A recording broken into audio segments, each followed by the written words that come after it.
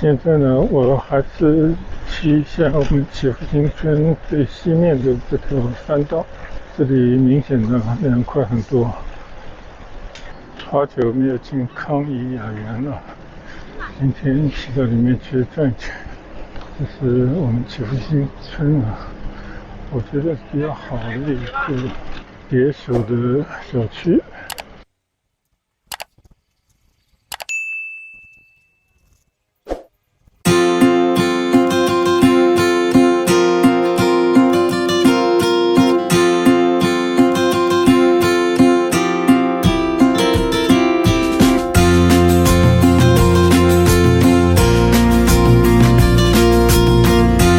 嗨，大家好。今天我打算只是在村里骑行一下啊，天气非常好，但是气温也非常高。我看了一下天气预报，今天是32、33度，过几天广州就要迎来37、8度的高温天气了啊。其实每到夏天呢，这种气温时不时的会冲顶，时不时的会挑战历史的气温的高位。这个也是作为广东属于南中国应有的天气。但好在呢，海上不断的有台风，然后呢也会带来降雨啊，就会为高温的广东降温。所以有时候这种天气啊，下雨的时候就会盼着它能够尽可能的温度尽快停雨啊，这个出行带来不便。但是出大太阳的时候呢，就很希望尽可能的气温不要升得太高啊。有人总是有这种两全其美的心态。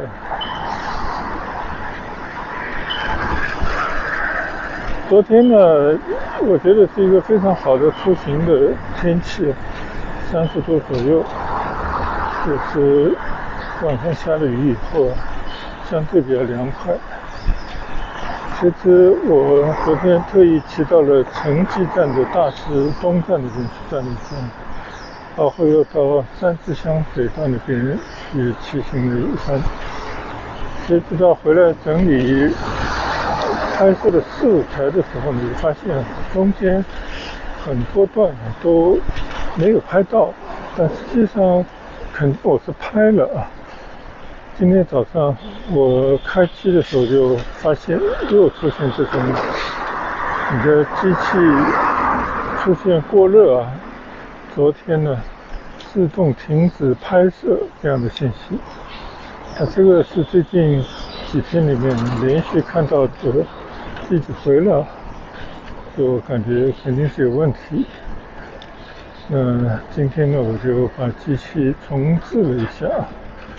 看看能不能让这个系统恢复正常。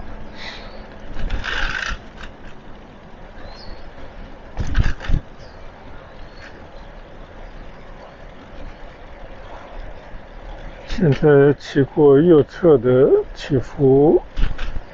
学校啊，操场上一个人都没有，这学校彻底放假，孩子们都在家里或者跟着父母出去玩乐去了。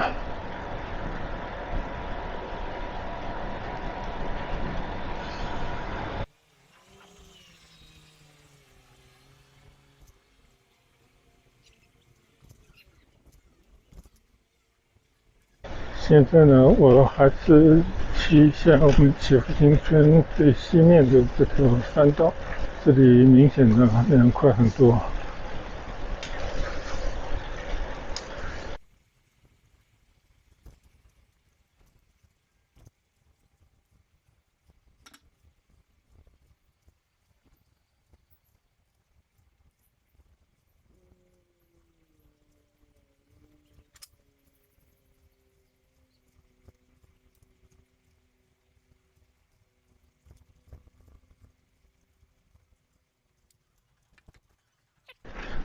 爬了一个山坡。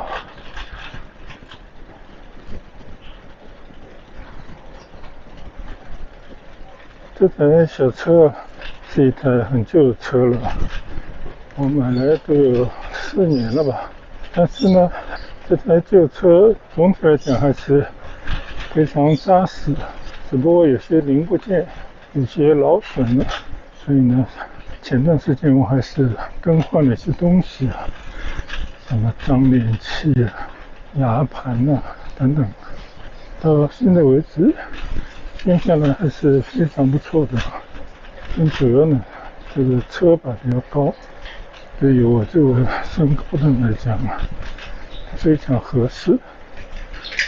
自从骑了这个相对高把的这台小折车，我的手臂再没有痛过了。所以我觉得下一次如果我要买新的 Brompton 的话呢，我应该就会选一台 M 把的，就跟这个款式一样的。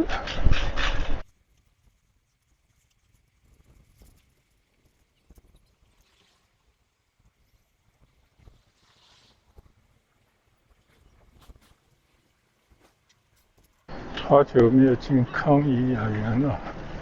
今天骑到里面去转一圈。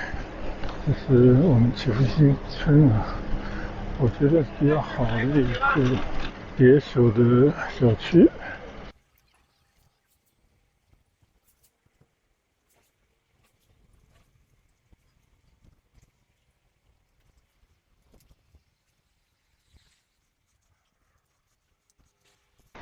最近啊，这些摄影器材公司为了迎合爆发性的普通老百姓出门旅游、拍 vlog、拍视频的需求，做了很多的产品升级啊，可以有360全景的，也有这种前后摄像头，甚至把前后摄像头呢弄成上下或者左右2个的。无非就增加一些，比方说可以拉近拉远的镜头，当然还有其他的功能。就最近其实也在想着要不要换一个相机，换一个同样是影视的360X5的。这几天正在想着，突然昨天又听到一个消息说，影视X6的360相机将在8月10几号还是20几号发布。那当然，这个就等着我们期待一下，看看这个新的相机的功能，还有它的品质到底如何。所以呢，咱们先忍一忍吧，等到新机发布以后再看看。如果它跟X5没有太大区别的话呢，我就觉得就买一个X5就可以了。但如果有革命性的变化，那我们两说，到时候再看看情况吧。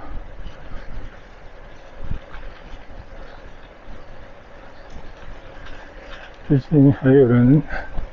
在传 iPhone 就苹果它的眼镜，智能款的眼镜有可能今年也要推出。那我觉得距离当年革命性的创作谷歌眼镜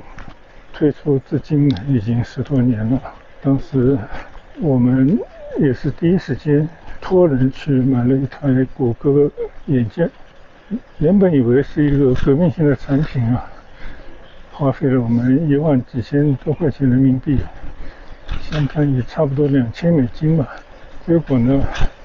发现真的功能很少，而且很多东西真的是面向未来的，甚至我们想在工作当中来拍一些工作视频，最后都没有实现，就有点遗憾。而且放在家里没多久就发现那个显示的那个框就坏掉了，肯定也没地方修，就当交了学费了。但不管怎么说呢，这个是对一种新的科技产品的拥抱，觉得虽然我们年纪已经不轻了，但是对于这种革命性的电子产品 AR， 然后我们就会想象新的时代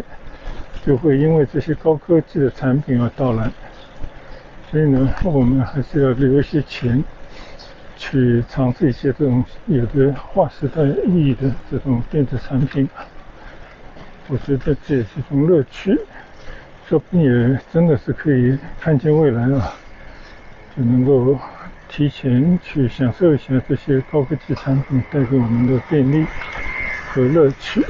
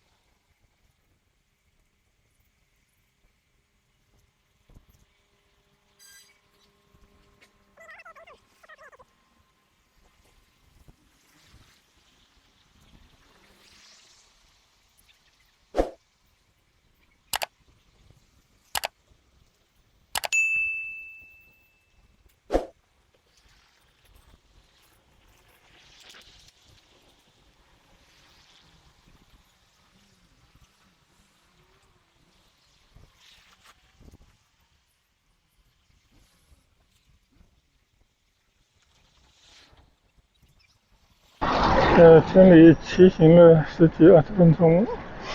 感觉好像前方的天气有点暗了。这个天气还是说不准啊，并不一定都是大晴天。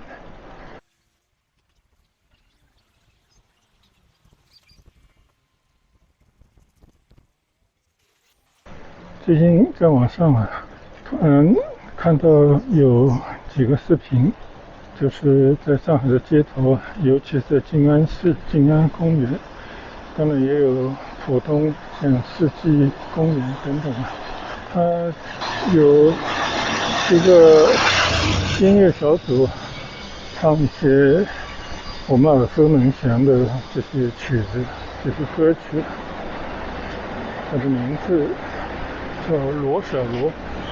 和另外一个搭档应该是键盘手小廖同学，应该从好多年以前吧，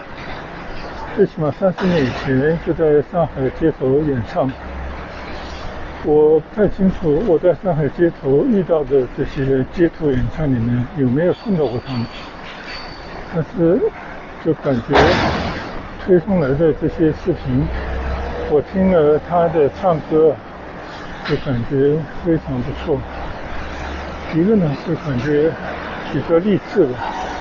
他并非一个专业的音乐人士，普通的学校毕业，来自广西，应该是桂林吧，而且家里发生变故，承受着很大的不幸，但是你从他的歌声里面完全听不出对生活的这种不满啊，嗓音非常的清澈，唱法也很平静。当然他也没有炫弄这些音乐的技巧，也没有这些特殊的唱法，就很清新，很真诚，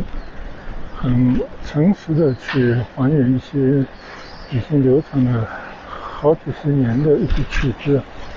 而这曲子在他翻唱被他这个朴实无华的演绎了以后，还是听起来会有所感动，也会随着他的音乐的律动思绪也会翻飞，并且呢，相信不同年纪的人都会有不同的回味对于人生，对于过往。当然，以平静的心态也有一个积极的向前看的作用而且我在网上特地也搜了一下，有些乐评人上面评论音乐的这些专家大咖也基本上对他还是赞誉有加虽然我们也不是很懂这些唱歌的技巧，用什么调，然后呢，它的音域有多宽啊，它的表现完美的那个音域到底是在哪里等等。我们对于普通来讲啊，就有时候听到这些旋律能够吸引人啊，能够打动人的这些曲子，当然一般指的是歌曲啊，还有就是那些有哲理有情感的歌词，就会被吸引到歌曲之中。我觉得人都会为这些自己喜欢的音乐旋律歌曲歌词所打动啊。现在每个人他在这方面的阈值是不一样的，兴奋点也不同，不是每个人对同一个曲子都会感到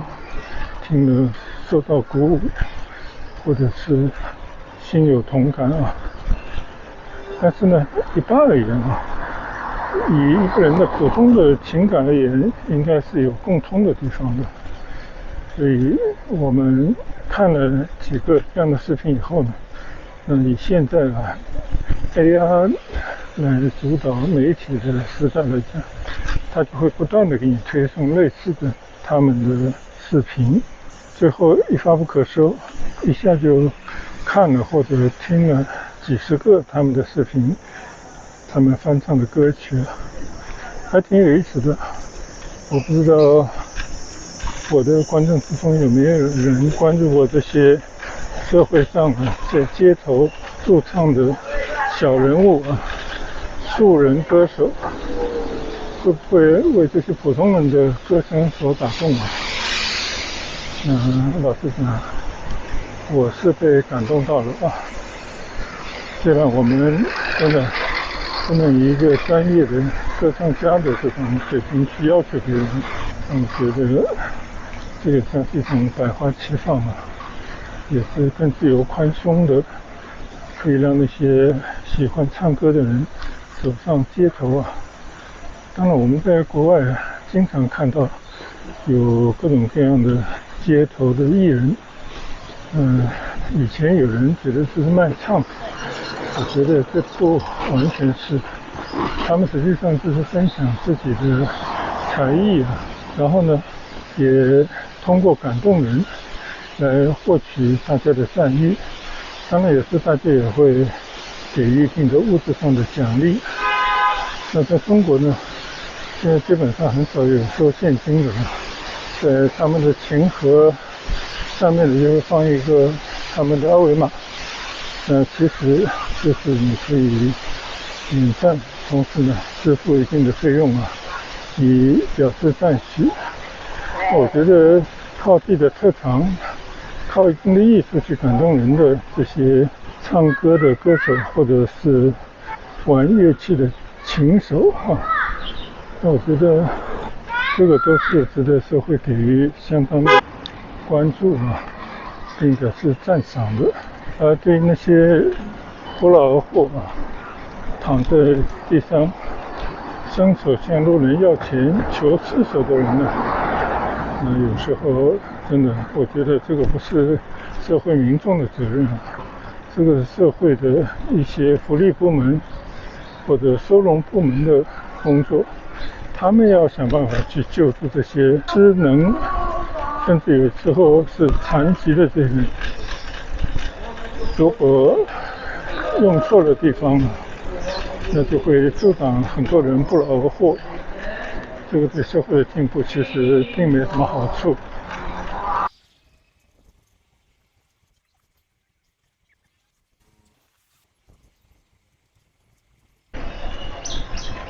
今天呢，我就在村里这么随意的骑行一下，主要是试一下这个相机重新设置了以后会不会好一些。但我今天骑行的时间比较短，应该还没有到相机发热的状态所以我就想着不管怎么说呢，等一回到家里看看他今天录制的视频，它的色彩，它的声音，它的整体的效果到底如何，然后看看哪一天再到外面去稍微长距的骑一下。那同时呢，就像一开始我跟大家说的，也确实是在考虑要更新一些拍摄的设备啊。但有时候呢，人不能盲目的冲动啊。但如果功能上没有太大差异的话呢，我觉得像我们这种日常分享的视频的人，真的没有必要去追求最极致的设备、最好的这种拍摄工具啊。因为第一呢，可能我觉得也没什么太多的用处吧。因为你不是一个专业的拍摄人员，也没有那么高的要求。